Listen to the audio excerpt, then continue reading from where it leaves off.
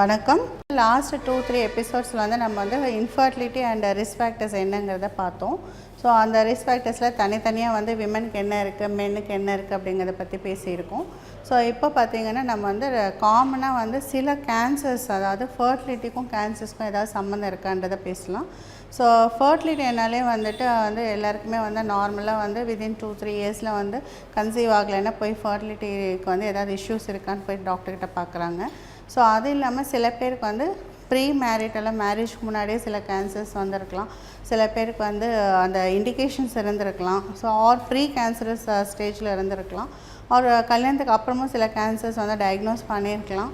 அதுக்கப்புறம் ட்ரீட்மெண்ட்டில் இருப்பாங்க. ஸோ இவங்களுக்கு இதனால் என்ன ப்ராப்ளம்ஸ் வரும், அதுக்கு என்ன வந்து ப்ரிவென்டிவ் மெஷர்ஸ், எப்படி வந்து ஃபர்டிலிட்டிக்காக நம்ம எப்படி ப்ரிவென்ட் பண்ணிக்க முடியும் அப்படிங்கிறத பற்றி பேசலாம் இப்போது. ஸோ இப்போ வந்து அந்த ப்ரீ மேரிட்டல்னு பார்த்திங்கன்னா சில பேருக்கு வந்து விமெனுக்கு வந்து பார்த்திங்கன்னா ஒவேரியன் டியூமர்ஸ் இருக்கலாம், ஜெர்ம் செல் டியூமர்ஸாக இருக்கலாம். சின்ன வயசுலேயே வந்து அவங்க பார்த்துருப்பாங்க, எடுத்திருப்பாங்க. ஸோ அதனால் வந்து ஒவேரியன் ரிசர்வ் கண்டிப்பாக போயிருக்கும். அதே சில பேருக்கு வந்து பார்த்திங்கன்னா எபிதீலியல் ஒவேரியன் கேன்சர்ஸ் வந்து ரொம்ப லேட்டர் ஏஜில் தான் அதெல்லாம் வரும்.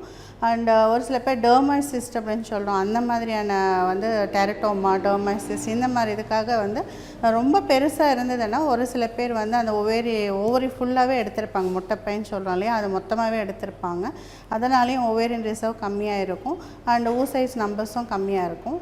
அண்ட் ஆண்களுக்கு பார்த்திங்கன்னா ப்ரீ மேரிட்டலாக வந்து ஒரு சில பேருக்கு வந்து டெஸ்டிகுலர் கேன்சர்ஸ்ன்னு சொல்கிறோம். ஸோ அந்த மாதிரி டெஸ்டிகுலர் கேன்சர்ஸ்லையும் அகெயின் என்ன ஆகும்னாக்கா முன்னாடியே அவங்களுக்கு வந்து அந்த ஏஜில் வந்து கேன்சர்னு சொன்ன உடனே அவங்களுக்கு வந்து இமீடியட்டாக வந்து நம்ம சர்வைவல் ஆஃப் அந்த பர்சனோட இது தான் இருக்கும். ஆஸ் அ பேரண்ட் வந்து ஃபஸ்ட்டு அதுக்கு ட்ரீட்மெண்ட் பண்ணுறதுல தான் ஃபோக்கஸ் பண்ணியிருப்பாங்க.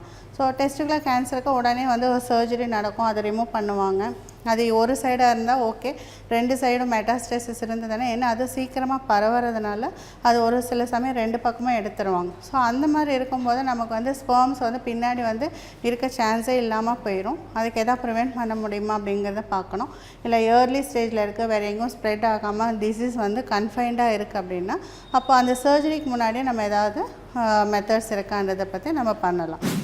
ஸோ இப்போ வந்து இது ரெண்டுமே வந்து ப்ரீ மேரிட்டலில் சில பேருக்கு இருந்தால் அதை ப்ரிவெண்ட் பண்ண முடியும். ஸோ ஆஃப்டர் மேரேஜும் ஒரு ஏஜுக்கு அப்புறம் ப்ரெக்னென்சி ஆகலை, ஒரு 35-40 இயர்ஸ் ஆகுறாங்க, நியரிங் தட் ஏஜும் நிறைய பேருக்கு வந்து கேன்சர் ரிஸ்க் இருக்குது. ஸோ இப்போது பிரெஸ்ட் கேன்சர் ஆகட்டும், கர்ப்பப்பை வாயில் வர சர்விக்கல் கேன்சர், அதுக்கப்புறம் பார்த்திங்கன்னா யூட்ரஸில் வந்து யூட்ரைன் கேன்சர், இந்த மாதிரியான விமெனுக்கு வந்து நிறைய டைப் ஆஃப் கேன்சர்ஸ் இருக்குது. ஸோ அதில் யூட்ரைன் கேன்சர் வந்து ஈஸியாக கண்டுபிடிக்க முடியும். ஏன்னா வந்து இப்போ நீர் கட்டி இருந்தோ இல்லை நிறைய இர்ரெகுலர் சைக்கிள்ஸ் இருந்து ப்ளீடிங் அதிகமாக போயிட்டு இருந்தாலும் எப்படியாவது அவங்க வந்து ஸ்கேன் பார்ப்பாங்க. ஸ்கேன் பார்க்கும்போது யூட்ரஸோட லேயர் உள்ள வந்து திக்னஸ் ரொம்ப அதிகமாக அந்த ரிஸ்க் அதிகமாக இருக்கும்.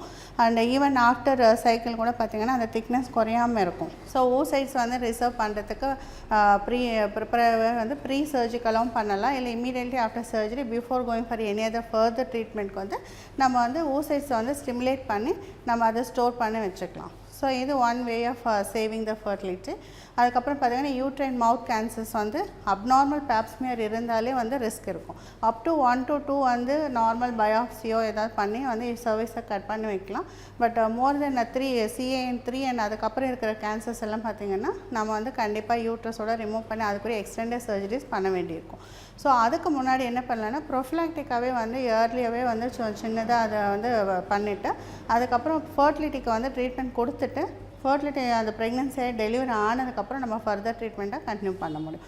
அதே மாதிரி ரேடியேஷன் கீமோலாம் கொடுக்குற மாதிரி இருந்தால் கண்டிப்பாக அதுக்கு ஒரு டைம் ஃப்ரேம் இருந்ததுன்னா நம்ம வந்து அதுக்குரிய ஸ்டெப்ஸ் என்னவோ ஃபர்டிலிட்டி கன்சல்டன்ட் வந்து கண்டிப்பாக இன்வால்வ் ஆகிருக்கணும்.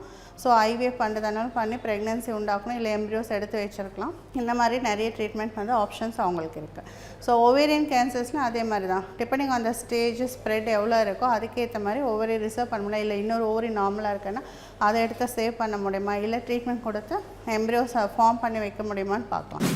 ஸோ இந்த மாதிரி கீமோக்கு முன்னாடியே வந்து அவங்களுக்கு எடுத்து வச்சுட்டு நம்ம அதுக்கப்புறம் எம்ப்ரியோ ட்ரான்ஸ்ஃபர் பண்ணுறதுக்கான வாய்ப்பும் இருக்குது. அண்ட் ஆஸ் அ கைனகாலஜிஸ்ட் நமக்கும் அசஸ் பண்ண முடியும். ஸோ ஓரளவுக்கு வந்து பார்ட் 1 அந்த ட்ரீட்மெண்ட் முன்னாடியே வந்துட்டு அந்த IVF பண்ணி நம்ம எம்ப்ரியோஸ் எடுத்து சேவ் பண்ணி வச்சுக்கலாம். அதுக்கப்புறம் வந்து ட்ரான்ஸ்ஃபர் பண்ணலாம். ஸோ அந்த மாதிரி தான் ஒரு பேஷண்ட்டுக்கு வந்து கர்ப்பப்பை வாயில் இருக்க கேன்சருக்காக இந்த மாதிரி பண்ணியிருந்தோம். ஃபஸ்ட்டு அவங்க சொன்னாங்க ஒரு 1 இயர்க்குள்ளே இதெல்லாம் முடிக்கணும் அப்படின்ட்டு. ஸோ ஃபஸ்ட்டு ஸ்டேஜில் நம்ம வந்து சர்விக்ஸை மட்டும் நாங்கள் கட் பண்ணிவிட்டு அது பயாப்சி அமைச்சு மார்ஜின்ஸ் அண்ட் எட்ஜஸ் நல்லா இருக்கான்னு பார்த்து வச்சுட்டு அவங்களுக்கு வந்து எம்ப்ரியோ எடுத்து வச்சுட்டோம்.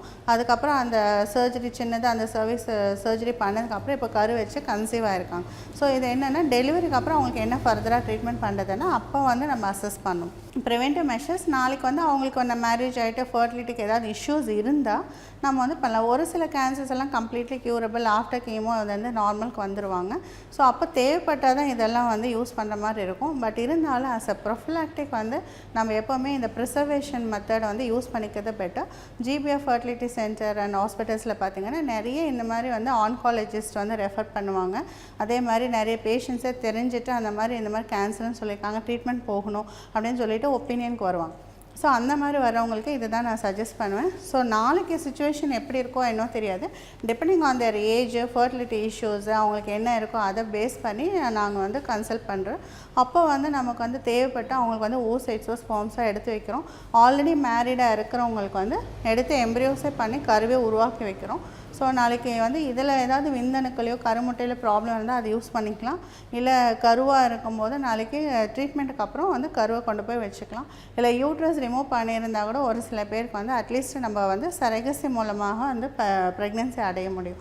ஸோ இந்த மாதிரியான ஆப்ஷன்ஸும் இருக்கிறதுனால நம்ம வந்து கேன்சர்ஸ் இருந்தாலுமே அது ரிலேட்டட் டு ஃபர்டிலிட்டியாக இருந்தால் கண்டிப்பாக ஒரு டாக்டர்கிட்ட ஒப்பீனியன் வாங்கிட்டு அதுக்குரிய ப்ரொஃபிலாக்டிக் மெஷர்ஸ் எடுத்துக்கிறது நல்லது. இதை பற்றி ஏதாவது உங்களுக்கு டவுட் இருந்தாலும் ஒப்பீனியன் எதாவது வேணும்னாலும் நீங்கள் GBR Fertility Centre ஹாஸ்பிட்டல்ஸில் அணுகலாம். ஸோ இது வரைக்கும் இதை பற்றி நம்ம பேசிகிட்ருக்கோம். ஸோ ரிஸ்க் ஃபேக்டர்ஸ் இருந்தாலுமே அதை க்யூர் பண்ணலாங்கிற ஹோப் இருக்குது. அண்ட் நிறைய கேன்சர்ஸ் இந்த காலத்தில் ப்ரிவெண்ட் பண்ணலாம், அதே மாதிரி ட்ரீட்டும் பண்ண முடியும். ஸோ அதுக்கப்புறம் ஃபர்டிலிட்டிஸ் எதுவும் இஷ்யூ இல்லாமல் போகலாம். And this is also one of the part in life அப்படிங்கிறதுனால you have to give importance to that. நன்றி, வணக்கம்.